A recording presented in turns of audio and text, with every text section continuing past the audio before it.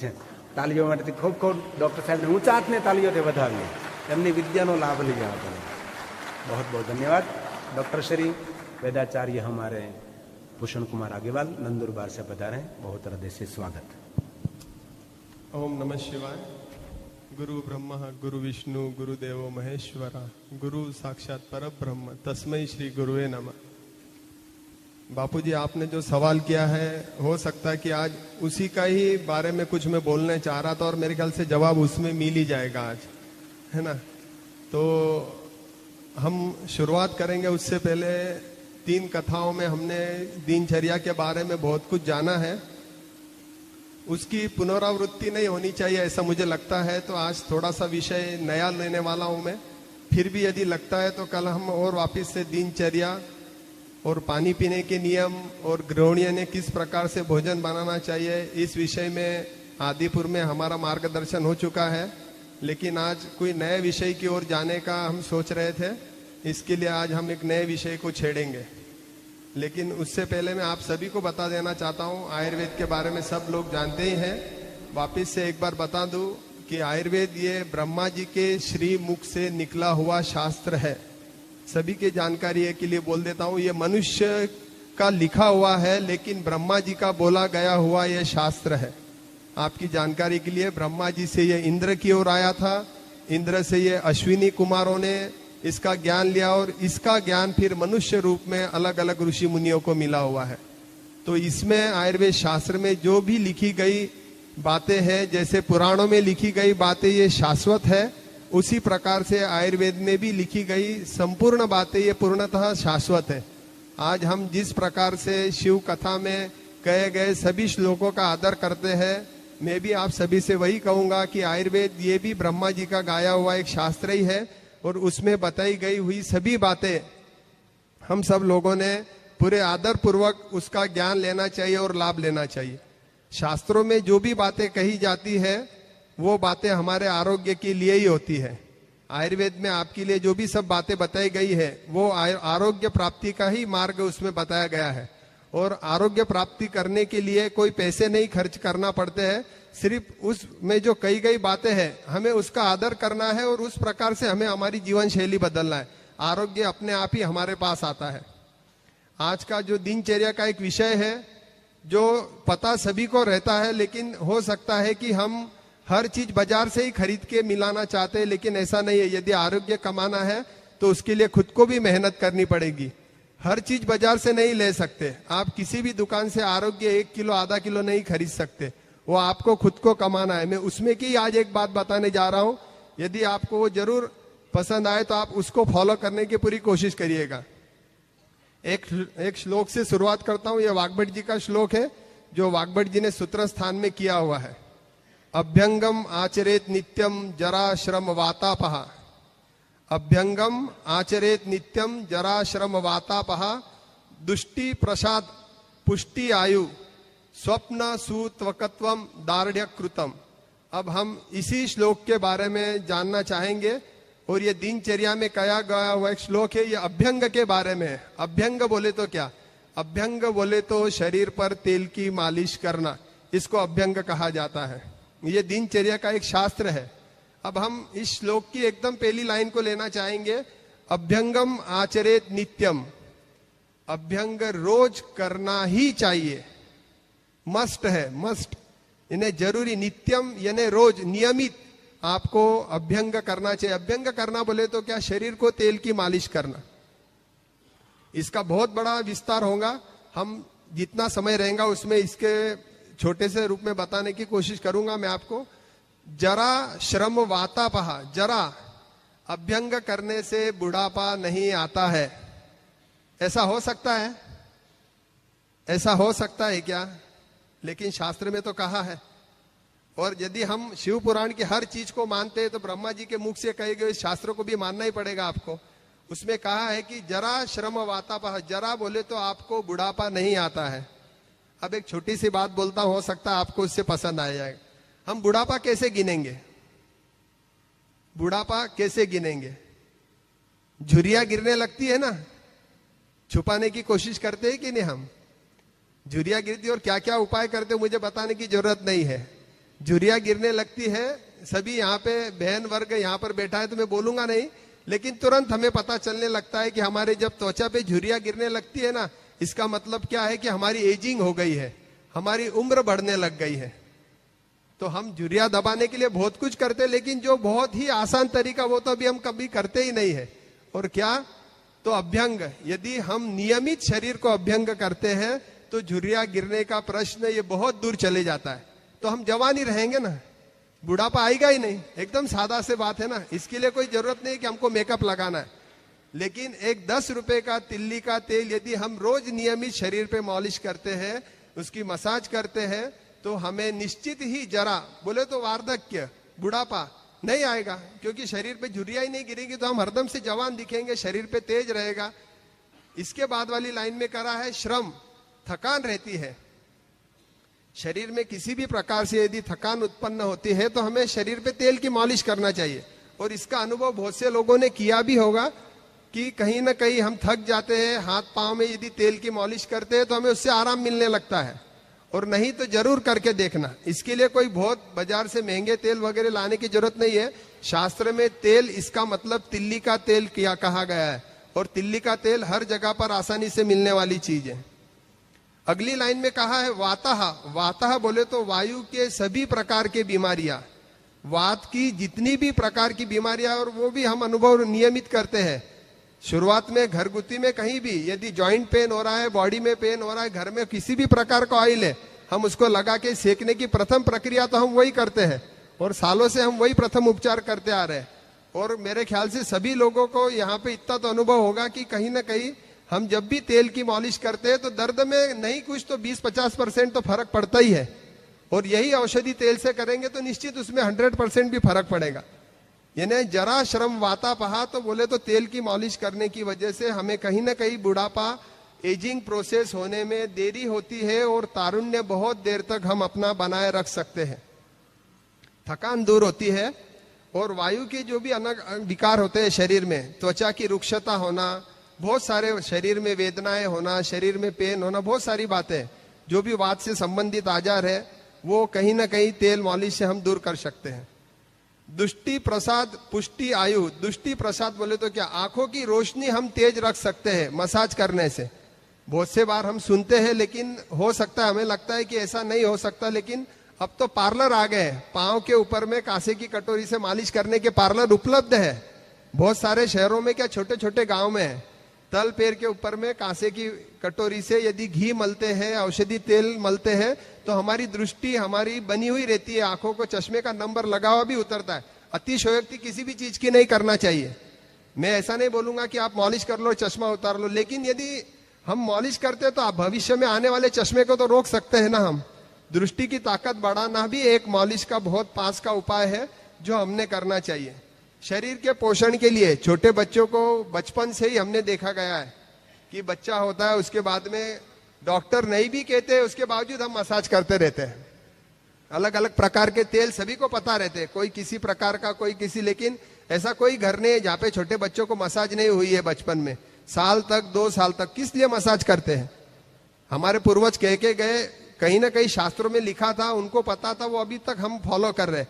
उसका मतलब क्या? उससे बच्चों के शरीर का पोषण होता है, मांस की वृद्धि होती है, स्किन में वृद्धि होती है, ये सभी कारण उसी के लिए ही है, और ये आवश्यक ही है।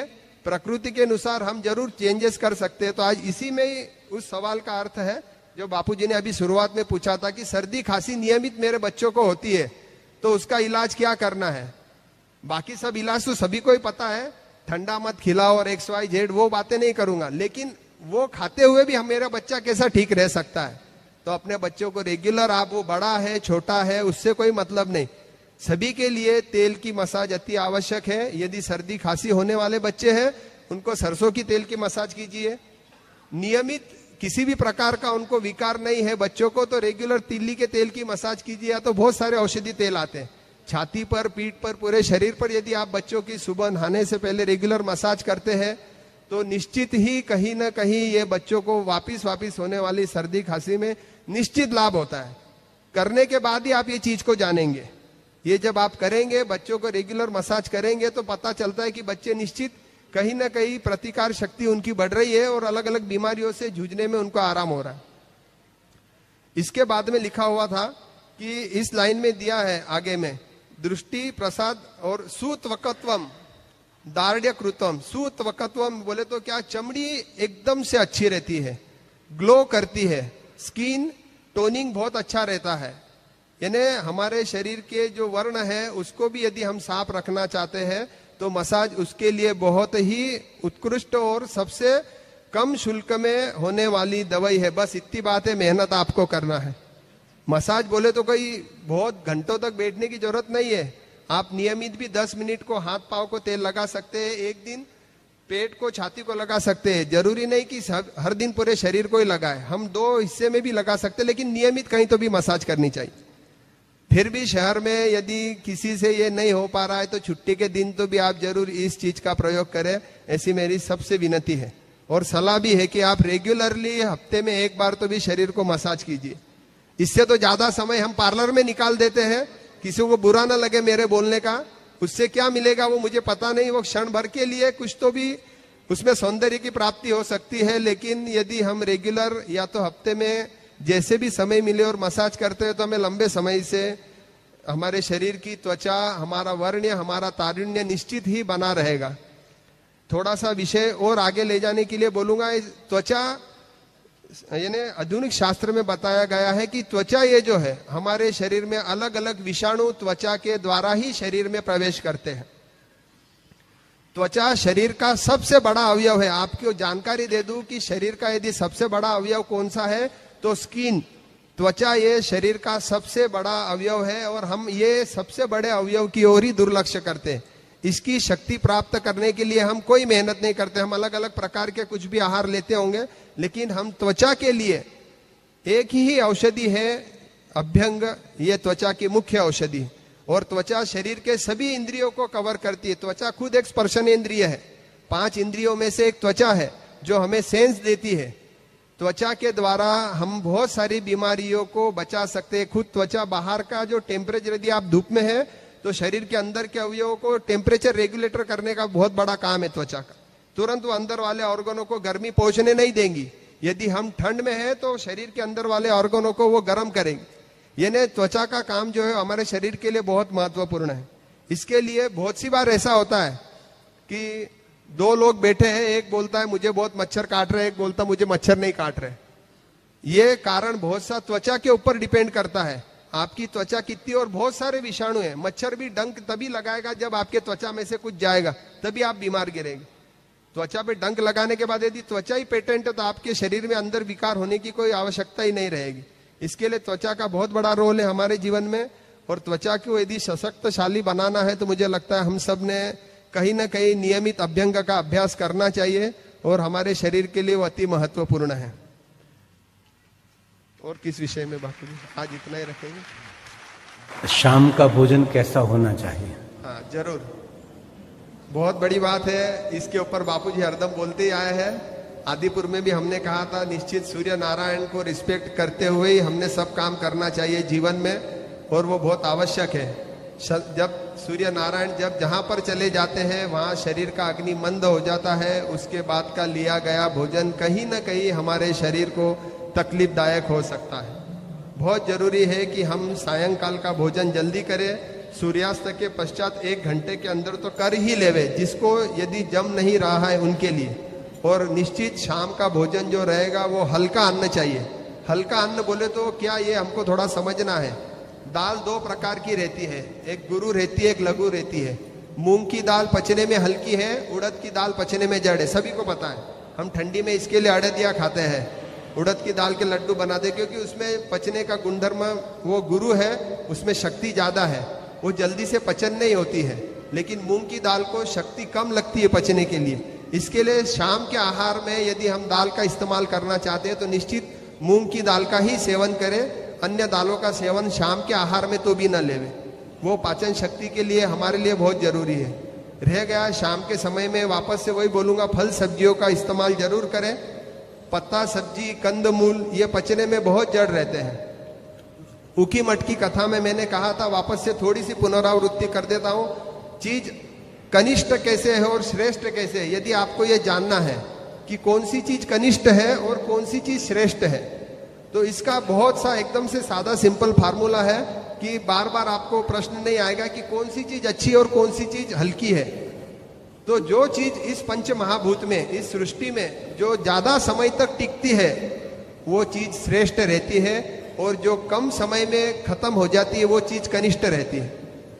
ड्राई फ्रूट कितने दिन चलते हैं? साल, 2 साल, 1 साल टिके रहते हैं ना, इसके लिए वो श्रेष्ठ है। हम कितने भी समय ड्राई फ्रूट खाते हैं क्योंकि वो ज्यादा इस पंच महाभूत में जल्दी खराब होते नहीं। लेकिन पालक मेथी कितने समय में खराब होती है? 1 दिन में। फल वाली सब्जी कितने समय में खराब होती है? 2 दिन, 4 दिन। गिलका, तुरिया, लौकी और कद्दू, गंगा फल जो रहता है ना, वो 1 महीने में खराब होता है, या तो उससे भी ज्यादा समय चल सकता है। इसके लिए पहले के जमाने में ऐसा था कि काशी जाते थे तो कद्दू को काशी फल कहा जाता है। तो काशी जाते थे इन्हें बनारस, तो कद्दू का फल छोड़ के आते थे कि हम काशी गए, इसके बाद कद्दू का फल नहीं खाएंगे। इन्हें बहुत बड़ा त्याग था कि बिगर कद्दू के फल से आप जीवन कैसे बिता सकते हैं, क्योंकि 1 कद्दू का फल लाया था, आप 2 महीने तक खा सकते थे उसको। लेकिन जब कद्दू का फल नहीं मिलेगा तो आप भोजन किस प्रकार से करेंगे? यानी जैसे इस पंच महाभूत में जो चीज ज्यादा समय तक टिकती है, पत्ता भाजी कम समय टिकती है, शरीर में भी उसकी शक्ति उतनी ही रहने वाली। आयुर्वेद शास्त्र को उससे नहीं लेना है कि उसमें क्या है, वो शरीर में कितनी देर बाहर जैसे ही टिकती है। पिंडे पिंडे ब्रह्मांड है, जैसा बाहर है वैसे ही शरीर के अभ्यंतर में है। बाहर जो चीज टिकाव लेगी अंदर भी उतना ही टिकाव देगी। दालों का भी वैसा ही है। और हमने ड्राई फ्रूट से देख लिया, जो ज्यादा समय टिक रहा है शरीर को भी वो शक्ति उतने ही दे रहा है। इसलिए हम ड्राई फ्रूट खाते हैं ना, ताकत के लिए ही खाते हैं, क्योंकि उसमें ज्यादा टिकने की क्षमता है। इस पंच महाभूत में सबसे ज्यादा टिकाव लेते हैं। इसके लिए कनिष्ठ और श्रेष्ठ को हमको ही समझना है। जो जल्दी खराब होता है इस पंच महाभूत में, उसमें शक्तियां कम है। जो इस पंच महाभूत में ज्यादा समय टिक के रहता है उसमें शक्तियां ज्यादा है। ओम नमः शिवाय। बाबू 1 मिनट सर, शाम रात को बनाया हुआ भोजन सुबह में खाना चाहिए? नहीं नहीं नहीं नहीं, ये तो सभी को पता है। फिर भी जानकारी के लिए बोल दूं कि जहां पे पानी का स्पर्श जिस चीज को जहां पे होना चालू हो रहा है, उस समय से वो चीज खराब होना चालू हो गई। आपने जहां पे पानी का स्पर्श चीज को कर दिया है, गीली चीज में सबसे तुरंत बैक्टीरिया, जिसको हम अभी बोलते हैं, और आयुर्वेद शास्त्र से हम उसको बोलेंगे कि जैसे ही बासी जो खाना है कुछ समय बाद में उसका अग्नि मंद होता है। आयुर्वेद शास्त्र में क्या कहा गया? अग्नि मंद। बहुत से लोग खाकरा खाते हैं, खाते ही हैं। हम खाकरे को इतना सूखा करते हैं, जब सेकते हैं उसमें का पूरा जल महाभूत निकाल देते हैं। जल महाभूत क्यों निकालते हैं? वो खराब नहीं होना चाहिए। लेकिन फिर सब्जियों में हम पानी भी तो डालते हैं ना, दाल में भी पानी भी तो डालते हैं। फिर दाल सूखी क्यों नहीं खा लेते? दाल को गीला क्यों करके पकाते? क्योंकि जब तक पानी उसके साथ रहेगा तब तक ही वो पचने वाला है। उसमें से आप जब पानी निकाल देंगे तो रुक्ष अन्न तो शरीर में पचेगा कैसे? क्या किसी भी प्रकार का रुक्ष अन्न पचने में जड़ हो जाता है।